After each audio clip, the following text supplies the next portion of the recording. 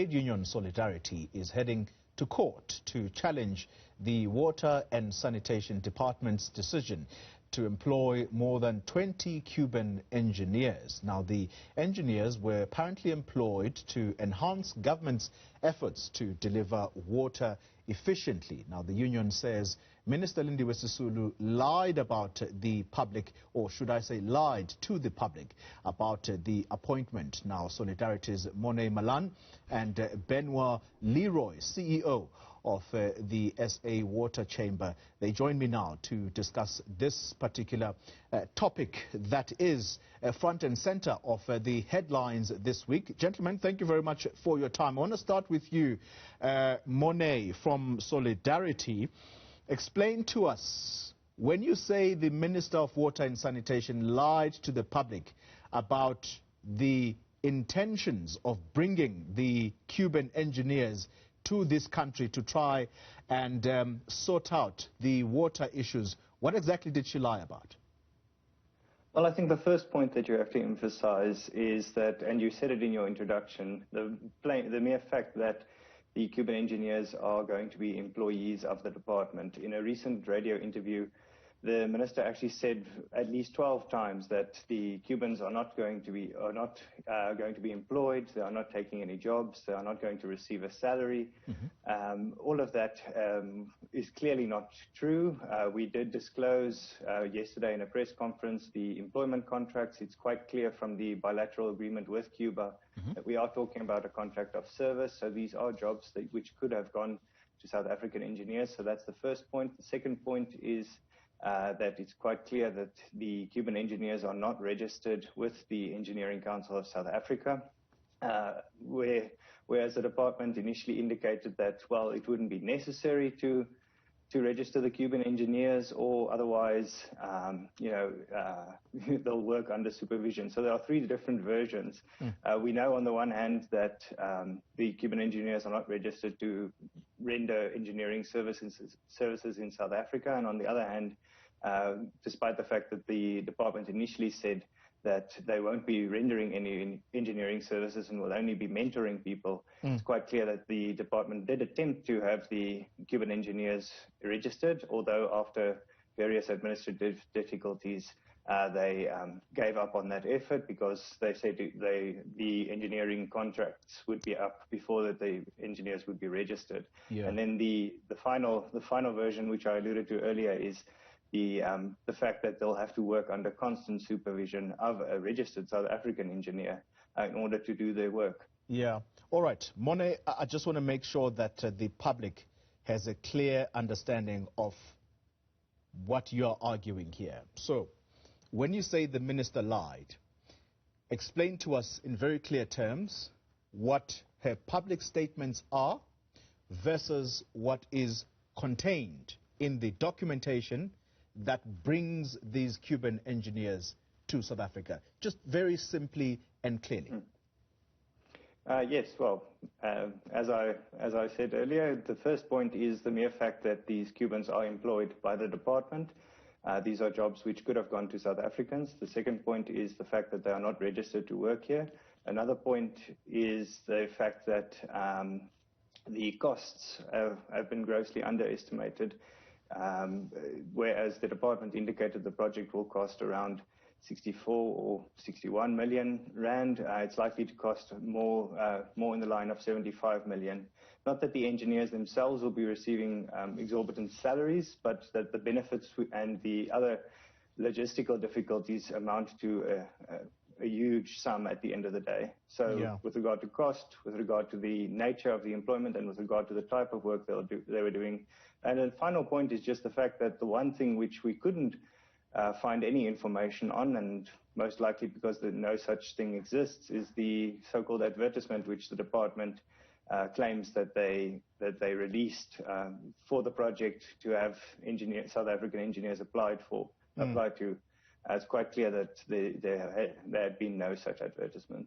All right. Benoit Leroy, as you hear Morne articulating this matter, where do you locate yourself in this conversation? What's your interest here?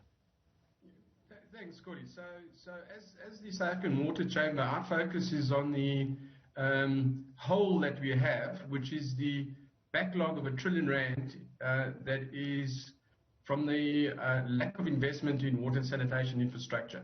So that for us as a private sector is our number one priority.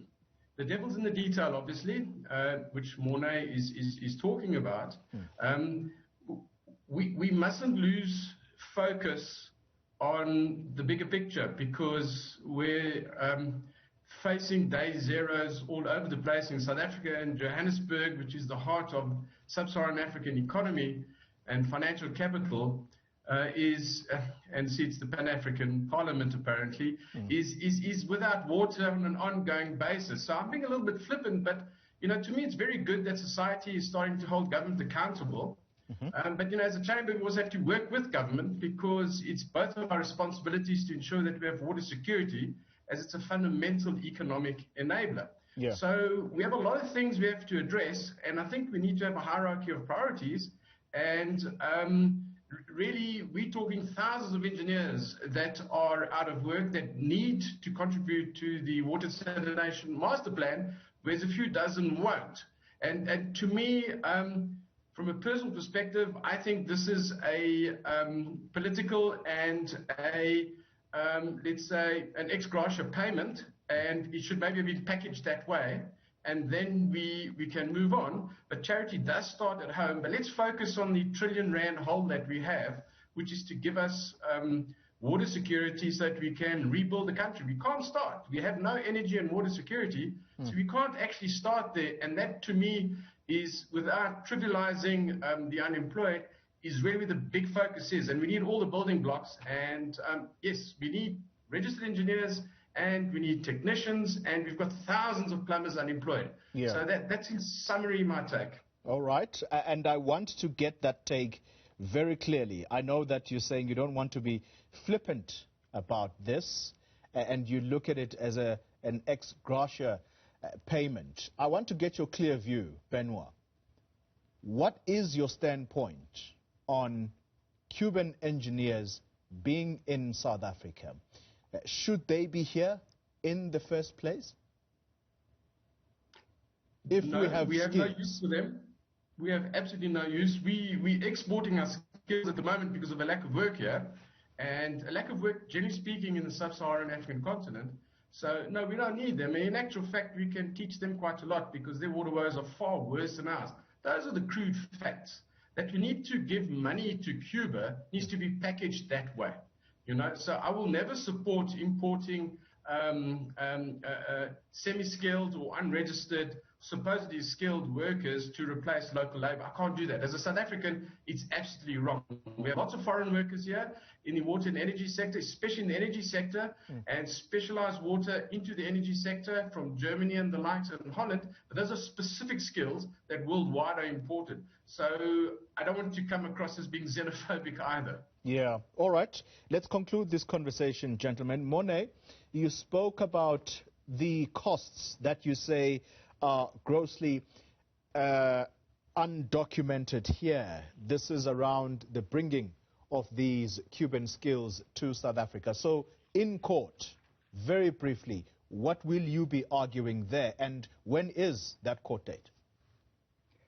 Well, we haven't got a court date as yet, but in court we'll be arguing basically on two different legs. On the one hand, we'll be arguing that the decision to deploy the Cuban engineers was irrational, and that there is no logical basis upon which to justify the decision. And then on the other hand, we'll argue on the basis of legality, simply based on the fact that you can't employ a cohort of engineers who are not registered to work in South Africa, and who, according to their own service contracts, are here to render engineering services. Yeah. So it's basically those two legs.